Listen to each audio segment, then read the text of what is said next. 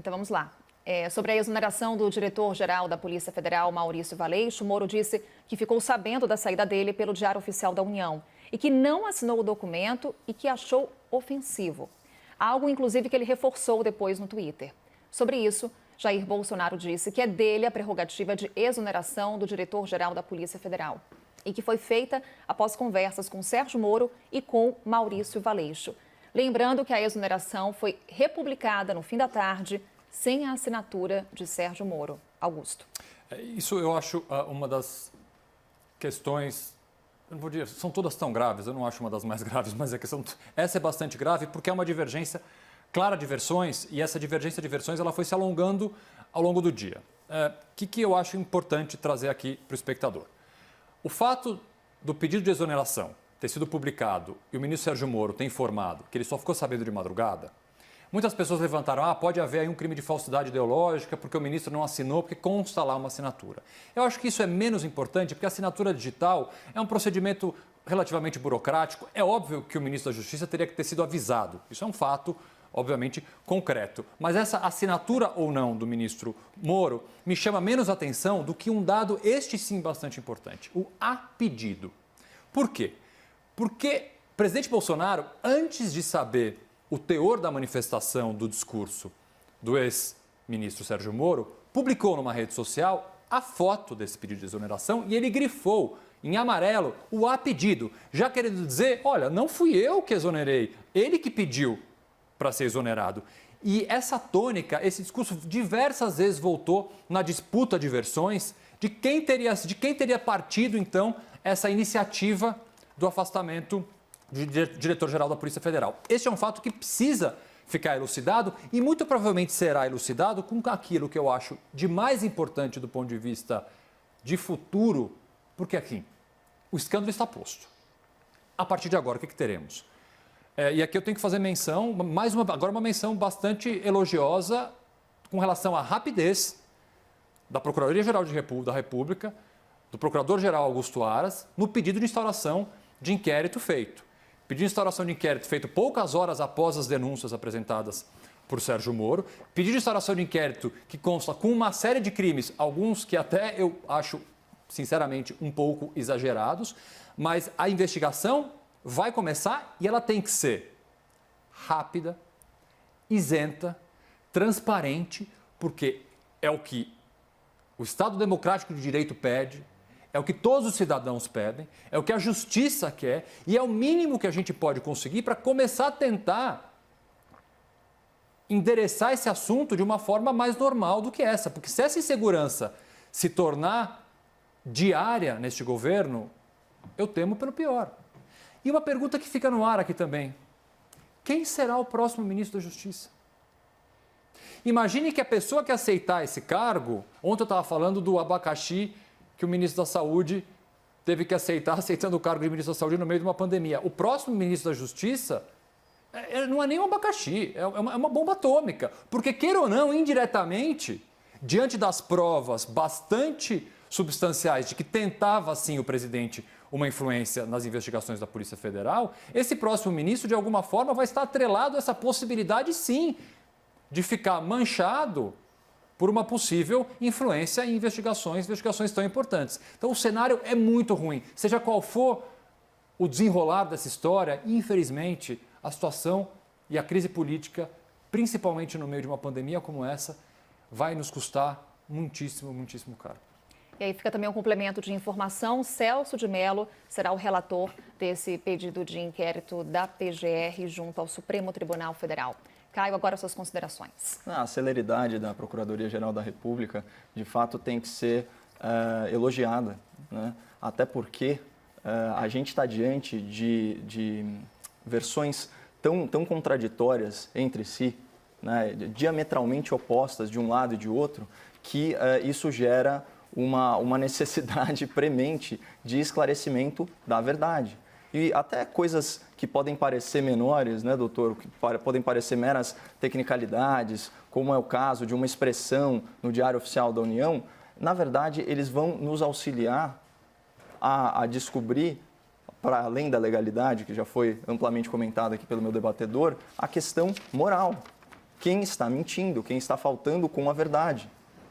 Né? Qual das versões é correta? A reedição desse edital, de certa forma, já sugere qual dos lados deu pelo menos uma versão melhor do que de fato aconteceu. Né? Então, eu acho muito importante pontuar isso. E eu queria, na verdade, aproveitar o espaço, doutor, para fazer um questionamento justamente sobre os tipos penais que aconteceram. Porque eu vi, é uma lista enorme. Também cumpre salientar que no pedido da PGR, ao final, ele abre a possibilidade no inquérito, né, de crimes contra a presidência da República. Né? Esse é um ponto interessante. É um ponto interessante, então eu queria, só aproveitando que estamos com um especialista, que você falasse dos tipos penais, porque, bom, eu não sou especializado em direito penal, muito menos em direito administrativo, eu acho muito interessante falar quais são os tipos, como que a conduta pode se encaixar, claro, e também desse detalhe que passou um pouco desapercebido no final do pedido da Procuradoria-Geral da República. Eu acho assim, mais uma vez, um advogado de defesa ficar aqui dizendo que crimes uma pessoa comentou é sempre uma coisa delicada. Então, assim, crimes em tese que o presidente pode ter praticado e a presunção de inocência está do lado dele, independentemente de ser ele o presidente que eu não gostaria que fosse ou qualquer outra pessoa. Então, vamos deixar isso bem claro. Mas há, sim, a possibilidade, em tese, dos crimes de falsidade ideológica, isso me parece bastante evidente na questão da nomeação, advocacia administrativa, violação do sigilo funcional. Há uma possibilidade, esse é um tipo penal bastante aberto e que é uma confusão ainda por ser um crime relativamente novo, obstrução de justiça. Sim? E esse ponto final da instauração de inquérito da Procuradoria-Geral da República, que é bastante interessante, realmente eu vi pouca gente tratando desse assunto, o que o procurador Augusto Aras fez? O procurador Augusto Aras deixou claro que o presidente Bolsonaro pode ter cometido alguns crimes, mas o ministro Moro, ao fazer essas acusações, ao fazer essas afirmações no seu pronunciamento, pode, caso o presidente seja inocente, ter incorrido no crime de denunciação caluniosa, que é um crime bastante grave. Então, é um inquérito para investigar os fatos, não necessariamente, especificamente e somente o presidente da República. Tanto que a primeira diligência que o procurador Augusto Aras pediu foi o depoimento do próprio ex-ministro Sérgio Moro, pedindo inclusive que ele apresente provas, documentos que comprovem isso. E isso abre, gente, uma possibilidade, vou fazer uma explicação bastante rápida. A informação, a imprensa divulgou, vários jornalistas divulgaram hoje, que haveria trocas de mensagens pelo telefone entre o presidente e o ex-ministro Sérgio Moro. Há uma discussão da possibilidade ou não de se usar isso como prova, uma discussão bastante eterna em processos criminais, mas o fato do ministro Moro ser investigado indiretamente, vamos dizer assim, nesse pedido de instauração de inquérito, deixa ele numa posição muitíssimo mais confortável de, em sua defesa, de, para comprovar que as suas alegações são verdadeiras, apresentar sem qualquer óbice legal todas as conversas que ele tenha conversado, que ele tenha trocado, inclusive mensagens, áudios, o que quer que seja, com o presidente da República. Então, esse é um dado bastante importante e prático e que a gente vai ter que acompanhar, espero eu, mais uma vez, logo e rápido. Gostaria que já na próxima semana esse depoimento acontecesse, porque a gente precisa tentar virar a página. A verdade é essa. Nós temos uma pandemia para enfrentar, nós temos uma economia indo cada vez pior, infelizmente. A gente precisa virar essa página com definições para o país começar a andar de novo. Doutor, eu fiz questão de alugar aí a tua expertise na área, porque eu acho importante repisar isso para o espectador, porque esse inquérito é uma via de mão dupla. Né? Opa! Olha só, estou sendo solicitado aqui. Esse inquérito, perdão, é uma via de mão dupla. Então, ele dá aso à investigação de ambas as partes. Então, da mesma forma como colocou o doutor Augusto, a presunção de inocência vale para os dois lados. Então, não importa para qual lado que você incline, que você esteja inclinado a achar que está com a verdade, ambos vão passar aí pelo devido processo legal, né? E vão ser devidamente, os fatos vão ser apurados e eles vão ser investigados, aí respeitados todos os seus direitos penais, inclusive de ampla defesa e esse tipo de coisa. E só para frisar mais uma vez, esse crime de denunciação caluniosa, né, o tipo penal dele é mais simples de explicar, você atribui o crime a outra pessoa, mas é necessário você saber que a outra pessoa é inocente, o que eu imagino seria exatamente o caso, porque trata-se de uma conversa, de conversas privadas, né, entre duas partes. Vamos então para outro ponto do embate entre Sérgio Moro e Jair Bolsonaro, que foi a indicação para o Supremo Tribunal Federal. Bolsonaro disse que Sérgio Moro concordou com a troca de Valeixo desde que fosse indicado em novembro para o Supremo Tribunal Federal. Moro rebateu no Twitter: a permanência do diretor-geral da PF, Maurício Valeixo, nunca foi utilizada como moeda de troca para minha nomeação para o Supremo Tribunal Federal. Aliás, se fosse esse o meu objetivo, teria concordado ontem com a substituição do diretor-geral da PF. Augusto, por favor. Esse tema, ele sempre apareceu desde o primeiro momento em que o nome de Sérgio Moro surgiu para ocupar o cargo de ministro da Justiça. Foi um juiz federal por 22 anos, é uma pessoa que, na verdade, entende muito mais de justiça do que efetivamente de segurança pública. Então, em tese, pela capacidade profissional dele, ele deveria ser uma pessoa mais ligada ao Poder Judiciário do que ao cargo administrativo de ministro da Justiça. Então, não sei, e aqui não estou dentro da cabeça do Moro para saber, se dentro da cabeça dele o cargo de ministro do Supremo era realmente aquilo que ele almejava. O que eu acho extremamente ruim, mais uma vez, deixa o caldo dessa confusão toda ainda mais grave, é essa troca, inclusive através de redes sociais. Falei, não falei, se eu tivesse falado, não teria feito isso. Eu acho que não é o momento de qualquer das duas autoridades, seja o presidente ou seja o ex-ministro, de ficar nessa troca de farpas e apresentar ou não apresentar documentos ou provas, porque já há um inquérito policial instaurado. E o juiz Sérgio Moro deve saber, e com certeza sabe, que o momento correto e o local correto para se discutir se falou ou não a verdade, se tem provas ou não tem provas, é dentro da investigação do inquérito policial que já foi instaurado. Então, esse tema sempre foi tema, não dá para saber quem está falando a verdade. Não temos como afirmar se a versão do presidente é a verdadeira ou a versão do Sérgio Moro é a verdadeira, mas o fato é que nós tentaremos chegar a uma versão verdadeira com a investigação e não com trocas de tweets ou com correspondências ou coisas parecidas. Caio, por favor. Nesse caso, a gente vai ter uma divergência, doutor, porque eu acho legítimo, especialmente considerando o direito de liberdade de expressão, né, e também o estresse, né, para ambas as partes, numa situação como essa, em que uma parte acusa a outra de estar mentindo, né? O que significa que necessariamente uma das partes está mentindo, eu não vejo problema nenhum em você usar as ferramentas, especialmente ferramentas de mídia social, para prestar esclarecimentos à opinião pública, né? Vamos lembrar que ambos os cargos, enfim, ambas as personalidades, elas dependem da sua reputação para terem credibilidade. O ministro Moro agora, né, com os desafios do setor privado, né, que lhe aguarda certamente de braços abertos, e o presidente Bolsonaro, né, para manutenção da sua reputação para permanência, né, no cargo de presidente da República ou permanência com maior apoio popular, né? Então é fundamental, eu acho que eles têm plena liberdade, eles estão aí no livre exercício das suas faculdades. Agora, a lógica do tweet do ex-ministro Moro sobre esse ponto específico, eu acho que ela é muito convincente, né? Porque, de fato, se fosse moeda de troca, ele teria aceitado.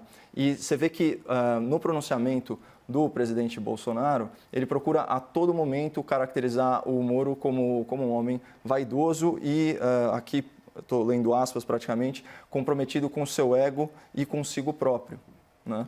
E aí ele tenta colocar essa pecha de chantagista no ex-ministro, mas como eu disse, de novo, há indícios, pela lógica até muito bem sintetizada no tweet do ex-ministro, que a coisa não aconteceu dessa forma. Augusto, alguma colocação sobre a fala do Caio?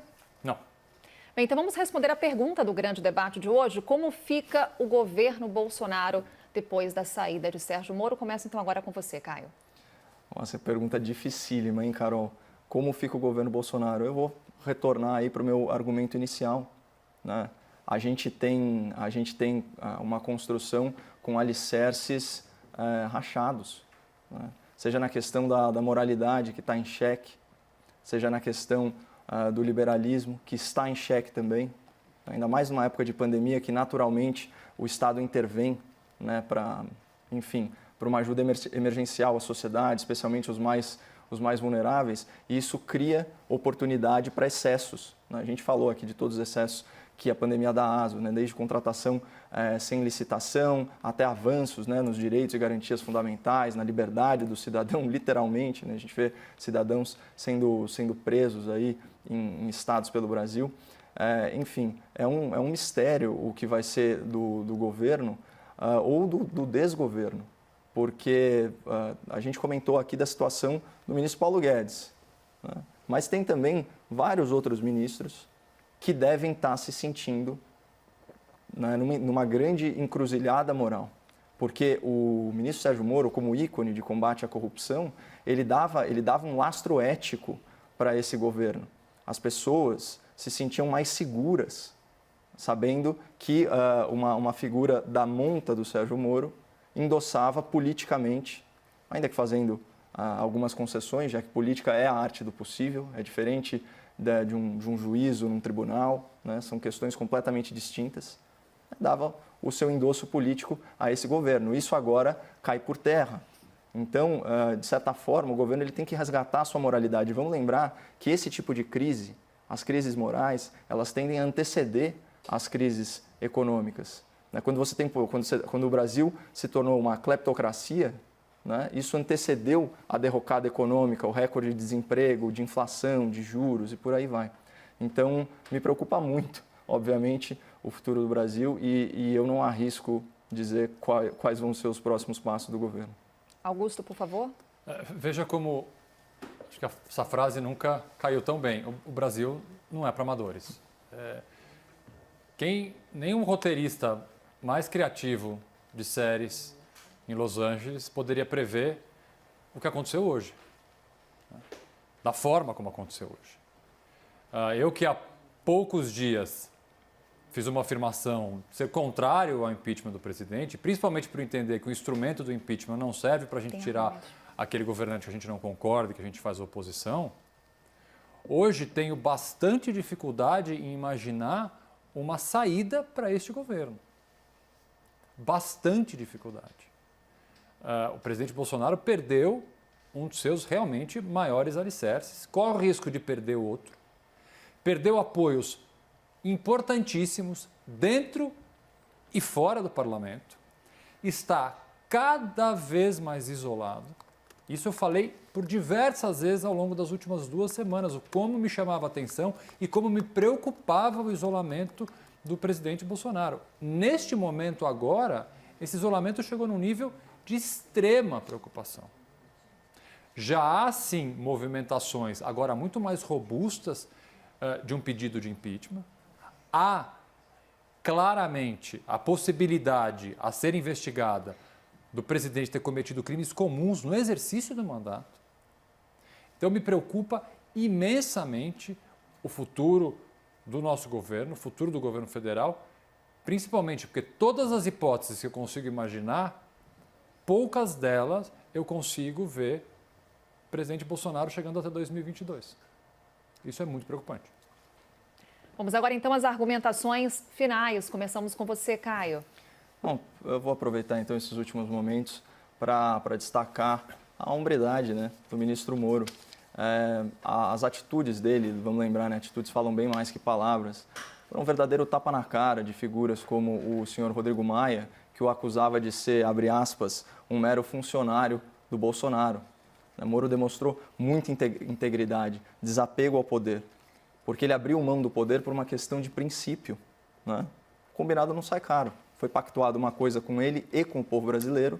O presidente agiu contra suas próprias palavras e isso deu legitimidade para o pedido de demissão do Moro. Muito interessante saber qual foi a condição pessoal imposta pelo ministro, ex-ministro, para aceitar o cargo de chefia da pasta da Justiça. Como ele estava disposto a combater o crime organizado, ele pediu que, na eventualidade de um acidente ou de uma morte, que a família dele não ficasse desassistida. Então é do caráter desse homem que a gente está falando. Uma pessoa disposta a dar a vida pelo Brasil. Dar vida pelo Brasil. Isso é muito importante. E, de novo, eu já havia trazido esse versículo que eu acho muito bonito, né, que é o Marcos 8,36, que diz: de que adianta ao homem ganhar o mundo se ele perder a sua alma? Então você vê que o ministro Moro ele age nesse princípio.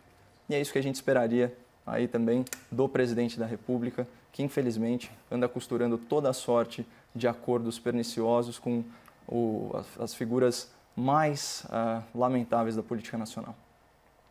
Caio Coppola, Augusto de Arruda Botelho.